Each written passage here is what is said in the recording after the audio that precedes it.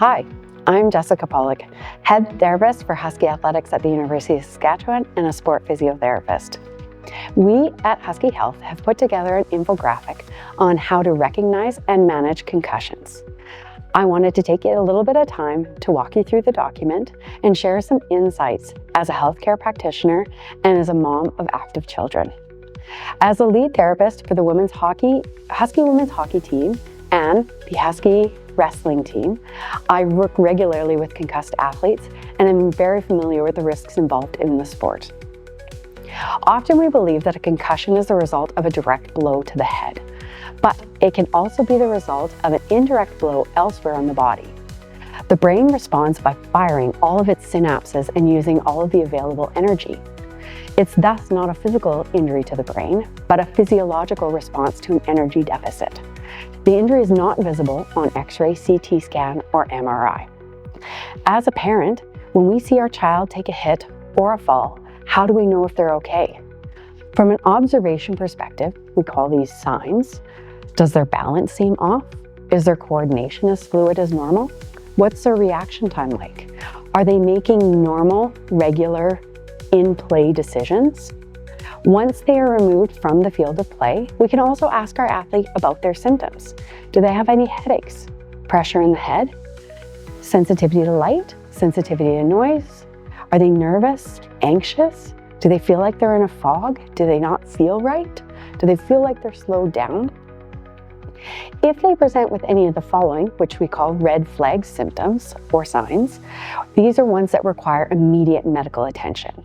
Seizures, neck pain, repeated vomiting, deteriorating level of condition, increasing confusion, and numbness or tingling in their arms or legs.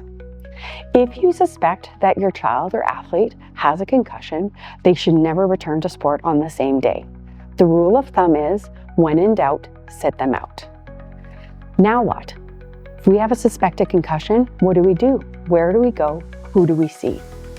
The recommendation would be to see a medical professional who is familiar with concussions.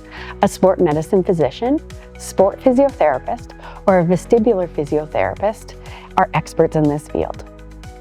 The benefit of seeing one of these care practitioners is that they will assist you with your return to learn and return to play planning. Concussion management is a minimum of 7 days for return to sport. And I can say for experience that 7 days is on the very low end. On average, we're looking at 2 to 4 weeks, but sometimes it can last upwards of a year. Early concussion management does, however, yield the shortest return to sport timelines. The initial stages are about letting the body and brain settle. This is where the bandwidth is at its lowest, and that's when we can't manage all the stimuli coming in. During this time, we want to decrease our device time and decrease our physical activity, physical and mental rest. As the body is healing and our bandwidth is increasing, we can start to add load and add challenges to the body. This begins with return to learn. As a child, or with the clientele that we work with as varsity athletes, they are student athletes. And we cannot stress this enough, that learning comes first. And as per the consensus statement for concussion in sport, return to learn needs to be completed before return to play. So what this means is a gradual increase in mental load. We begin with homework, then part-time school or course load, moving to full-time school and course load. Return to sport can begin concurrently, meaning at the same time, but again, return to learn needs to be completed before return to sport is completed. Return to sport begins with light cardio. We then increase load and intensity, and then they begin with independent skills, moving to team-based non-contact skills. Upon clearance, they can return to contact activity and then gameplay scenarios. To move between stages, the athlete needs to be 24 hours symptom-free. If the increased load elicits symptoms, it doesn't mean we have to return back to the beginning stages. It means we take some time to rest and recover, and then we re-challenge that stage.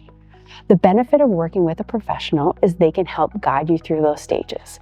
And it might mean breaking down that stage into smaller components, thus progressing through. Hence the need for professional guidance. Let's talk baseline testing. We at Huskie Athletics complete baseline testing for all of our Huskie athletes. While not a mandatory component of concussion management, we see a huge benefit in the cognitive, balance, and neurological comparative data. Many clinics around the city, including Huskie Health, offer this service to the public.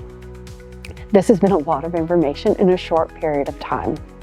This video and infographic are meant to be reference points to you. Should you need additional information, please don't hesitate to reach out to Huskie Health.